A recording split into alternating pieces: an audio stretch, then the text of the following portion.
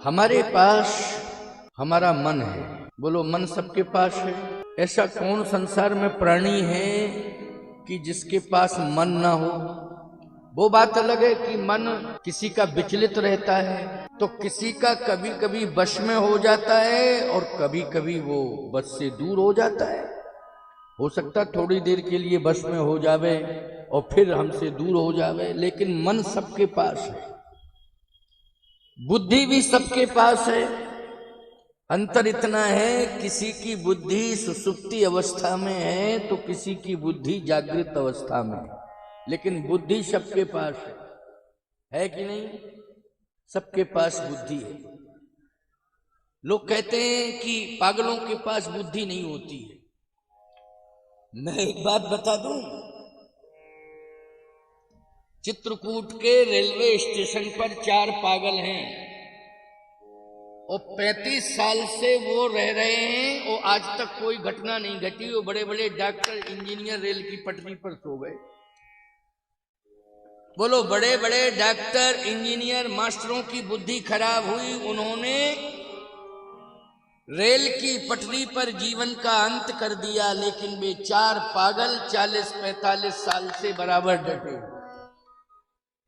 बोलो भाई, बुद्धि नहीं होती तो कभी भी ट्रेन से टकरा जाते, प्लेटफार्म पे गिर जाते, कुछ भी हो जाता। बुद्धि है कि नहीं? बुद्धि है। ये मत कहो कि पागलों के पास बुद्धि नहीं होती। तुम तो होशियार हो, समझदार हो। पागलों के पास भी बुद्धि है। बस अंतर इतना है कि प्राण बचाने वाली बुद्धि है। बोलो भाई, पागलों के पास कौन सी बुद्धि है? प्राण बचाने वाली बुद्धि है। इसलिए जब उन्हें भूख लगती है तो वो कहते, कैसा भी गंदा संदा मिल जाए, हमें पेट भरना है, मर ना जाए।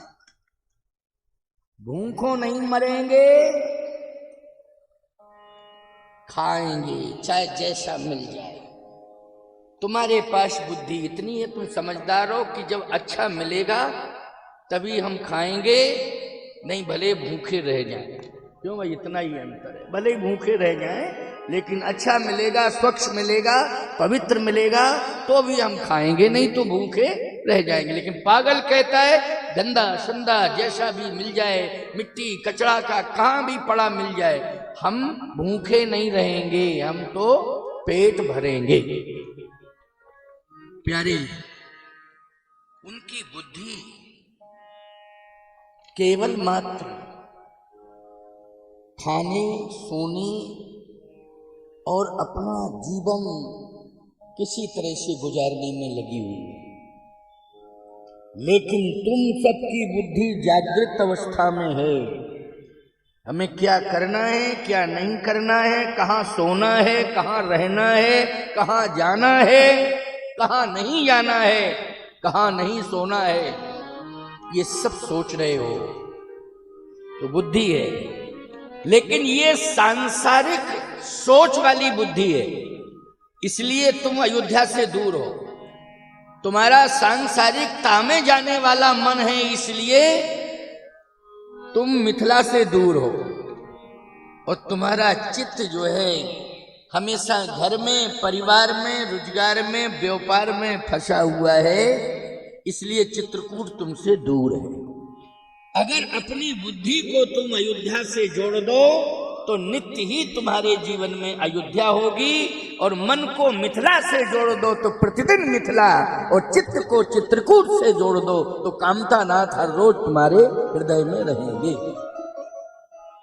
ये मैंने अर्थ बताया। अब एक और नगर है जिसको लंका कहते हैं, वो अहंकार का नगर है। अहंकार से अगर बचना है, नहीं तो ये पूरा का पूरा जीवन ही लंका हो जाएगा। पूरा व्यवहार आपका लंका से जुड़ जाएगा, पूरा परिवार आपका, पूरा घर लंका हो जाएगा। अगर आपका चित्त जो है चित्रकूट से नहीं जुड़ा, मन मिथिला से नहीं जुड़ा और बुद्धि अयोध्या से नहीं जुड़ी, तो आपका जीवन क्या हो जाएगा? लंका, मतलब अहंकारी। सावधान। हमें अहंकार से बचना है। सबके पास अहंकार आता है, चक्कर देता है, लेकिन बचना है, दूर रहना है उससे। दूर कब रहेंगे? जब हम रोज सीताराम जी का चिंतन करेंगे तो हम मिथिला में रहेंगे। हम अपनी बुद्धि को सद्मार्ग की ओर ले जाएंगे, अच्छी सोच के साथ ले जाएंगे, सकारात्मक सोच के साथ ले जाएंगे, तो हमारी बुद्धि में प्रतिदिन अयोध्या रहेगी। अयोध्या हमारी बुद्धि में हमेशा हमेशा के लिए। अयोध्या में बुद्धि की पराकाष्ठा है, मन में मिथिला में मन की पराकाष्ठा है, और चित्त में चित्रकूट की पराकाष्ठा है। इसलिए आप सब रोज जो है चित्रकूट मन से पहुंच जाया करो, बुद्धि से पहुंच जाया करो। मिथिला में, अयोध्या में रोज पहुंचो। रोज पहुंचने के लिए आपको 10 मिनट 15 मिनट रोज रामायण पढ़ने के लिए समय देना पड़ेगा। क्या पढ़ने के लिए? रामायण पढ़ने के लिए रोज 10-15 मिनट देने पड़ेंगे। चाहे आप कितने ही व्यस्त क्यों ना हो, 10 मिनट जरूर निकालो रामायण के लिए। देखो फिर मिथिला भी आपके पास, अयोध्या भी आपके पास, चित्रकूट भी आपके पास, समस्त तीर्थ आपके पास है। आप अहंकार रूपी लंका से दूर रहोगे। भगवान राम जब चित्रकूट पहुंचे तो अकेले नहीं पहुंचे, सीता को साथ लेके पहुंचे। लेकिन अयोध्या पहुंचे तो अकेले पहुंचे। इसका मतलब है कि उन्हें मिथिला जाना ही पड़ा, बिना किशोरी जी के चित्रकूट में भी नहीं रह सकते थे। और अयोध्या में भी मात्र 15 साल रह पाए, और भगवान ने मिथिला की यात्रा अपने गुरुदेव के साथ की और मिथिला पहुंच गए। 15 वर्ष की अवस्था में पहुंच गए। 15 साल। मुझे तो लगता है कि राम जी का भी मन जो है, भले ही अयोध्या में जन्म लिए रहे अयोध्या में, लेकिन मन उनका मिथिला में रहा। बोलो, मन कहाँ रहा राम जी का? मिथिला में रहा। भले ही अयोध्या में रहे, जन्म अयोध्या में लिए, लेकिन जब से जन्म हुआ है तब से ही मन कहाँ रहा? मिथिला में, प्रभु राम का। जनक सुकृत मूरत वैदेही, दशरथ सुकृत राम धर दे। सुकृत मानी होता है पुण्य। कोशिश करो हमारे हाथों से ज्यादा पुण्य हो। क्षमता के अनुसार करना चाहिए, लेकिन ज्यादा से ज्यादा हो, कोशिश करना चाहिए। हमारे हाथ से पाप ना हो, बचने की कोशिश करो। वैसे तो ये शरीर गुण दोष से बना है, तो जब इसमें दोष भी है तो निश्चित है पाप होगा। लेकिन इतना हो सकता है कि हम कोशिश करें कि हमारे हाथों से ज्यादा पुण्य हो। तो याद रखना, पुण्यों के प्रभाव से जो अनजाने में पाप हो रहे हैं, अथवा कभी कभी परिस्थिति के अनुसार जानकारी में भी पाप हो जाते हैं, तो इतने पुण्य हो जाएं हमारे जीवन में कि वो पुण्यों के प्रभाव से जो पाप हुए हैं अपने आप पलायन कर जाएं। ये हमारी क्षमता होनी चाहिए, ये हमारे अंदर ताकत होनी चाहिए। पुण्यों को ज्यादा से ज्यादा इकट्ठा करो। अगर हम पैसे का दान नहीं कर सकते हैं तो हम श्रमदान तो कर ही सकते हैं। क्यों भाई? भाई नहीं है पैसा हमारे पास, लेकिन शरीर है, हाथ पैर चल रहे हैं, हमें श्रमदान करना चाहिए। ये भी बहुत बड़ा दान है। जैसे हम अपने घर को साफ करते हैं तो हमें कचरा अपने घर का सड़क पर नहीं फेंकना चाहिए, बल्कि सामने की सड़क को भी हम साफ कर दें, जो हमारे सामने की सड़क। क्यों भाई, इतना तो करना चाहिए। सफाई अभियान के हम एक सहयोगी बन जावें, क्योंकि जहां पर स्वच्छता है वहीं परमात्मा का वास है, ये कन्फर्म है। यदि हम किसी सरोवर को देख रहे हैं, हमारे गांव में है, तो याद रखना हम सभी लोग इकट्ठे होकर के श्रमदान करके सरोवर की सफाई करें। ये भी दान है, ये भी पुण्य है। हम यदि किसी नदी में जा रहे हैं, चाहे छोटी ही नदी क्यों ना हो, लेकिन अगर वो हमारे पास में है तो हम बाद में स्नान करेंगे, पहले श्रमदान करेंगे, सफाई करेंगे। आधा घंटे 15 मिनट यमुना जी में स्नान करने जा रहे हैं तो पहले संकल्प लेके जाओ कि हम 15 मिनट पहले मां की सेवा करेंगे, श्रमदान करेंगे, इसके बाद स्नान करेंगे। मंदाकिनी जी में स्नान करने जाओ, सरजू जी में स्नान करने जाओ, गंगा जी में स्नान करने जाओ, आदि आदि पवित्र सरोवर नदियां, पहले श्रमदान करिए आप। श्रमदान। आपको एक बात बतावें, महाराज श्री जनक ने खूब दान दिया। उनके राज्य में बहुत ज्यादा दान हुआ है जनक जी के द्वारा। अयोध्या में भी दशरथ जी महाराज ने खूब दान दिया। अच्छा बोलो, ये दोनों ही खानदान, ये दोनों ही वंश, चाहे रघुवंश हो चाहे निमिवंश हो, महाराज जनक का जो वंश है निमिवंश है, महाराज दशरथ का जो वंश है वो रघुवंश है, सूर्य वंश है, इक्ष्वाकु वंश है। लेकिन दोनों परिवारों में ईमानदारी के साथ बताओ, दान देने की परंपरा है कि नहीं? लेकिन एक बात मैं कहना चाहता हूं,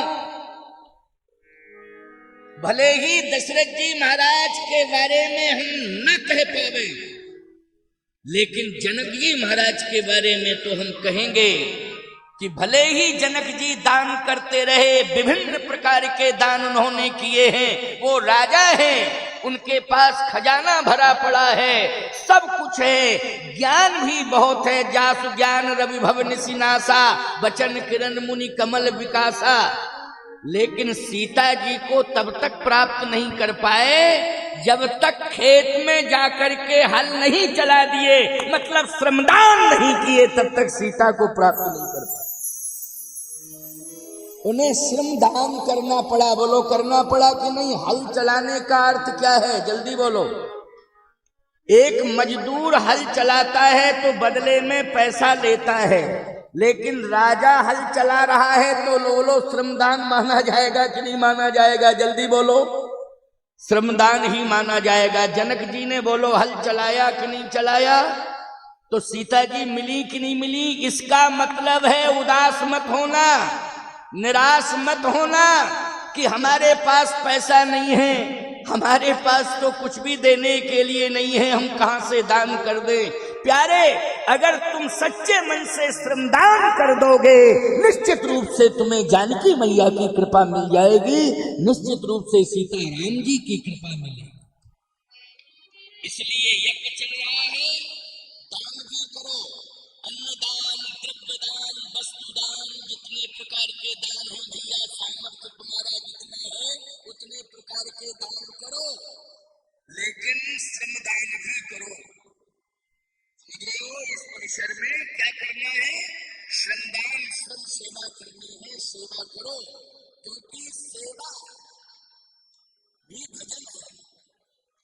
भज सेवायाम धातु से भजन शब्द बनता है। इसका मतलब है कि सेवा यदि आप दे रहे हैं तो भजन हो रहा है। बताओ, एक बात में, जब शरीर बुढ़ापे में प्रवेश कर जाता है तो फिर ना तो पैर काम करते हैं ना हाथ काम करते हैं, शरीर शिथिल है, तो माला हाथ में ले ली जाती है, भजन किया जाता है। ये भजन है।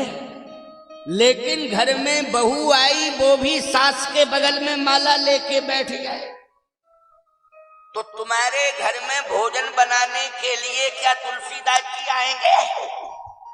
ये बताओ। बहुओं बेटियों, यदि तुम घर को संभाल रही हो, साफ सफाई भोजन इत्यादि, तो ये तुम्हारी सेवा ही भजन के रूप में जोड़ी जाएगी। ये भजन हो गया तुम्हारे यहां से, ये भी एक भजन है। इसलिए नौजवानों को चाहिए कि वो केवल बुद्धिजीवी ही ना बने, श्रमजीवी भी बने।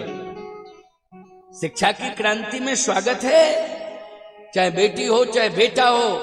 बहुत अच्छी सफलता मिल रही है भारत को, अच्छे अंकों से बेटियां बेटे सभी जो है सफलता ले रहे हैं। लेकिन एक कमी देखने को मिल रही है, इसलिए इस प्रसंग के माध्यम से मैं चेतावनी दे रहा हूं। वो कमी ये देखने को मिल रही है कि हमारे बच्चे श्रम से दूर हो रहे हैं। किससे दूर हो रहे हैं? श्रम से दूर हो रहे हैं। अच्छा, किसी पढ़े लिखे बच्चे से ये कह दिया जाए कि बेटा ये काम कर लो, तो बड़ा बुरा लगता है उसको। समझ में नहीं आता, हम इतने पढ़े लिखे काम बता रहे हैं, हमको बेवकूफ समझ रहे हैं क्या? अरे राम राम राम राम, बुद्धि खराब हो गई है क्या? जनक जी ने श्रम किया है, हल चलाया है, राजा होके काम कर रहे इतने बड़े बुद्धिजीवी हैं। अरे आंख फाड़ के रामायण पढ़ लो, आंख खोल के रामायण पढ़ लो, देख लो। पढ़ते हो नहीं, बस केवल बहसबाजी शुरू हो जाती है। एक रेलवे स्टेशन पर एक दृश्य मैंने बहुत पहले देखा। सामान आपके पास है तो आप कुली करें,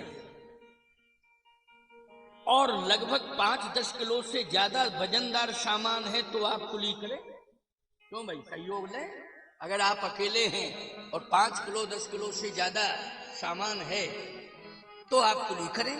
लेकिन अगर आपके पास केवल हैंड बैग ही है तो काहे के लिए आप इशारा कर रहे हो कुलियों को? अपना स्वयं ले चलो। मैंने एक दृश्य देखा। क्या देखा? 2 पढ़े लिखे लड़के यात्रा कर रहे थे। मेरे पास सामान ज्यादा था, सहयोगी कम थे, लेकिन सामान ज्यादा था।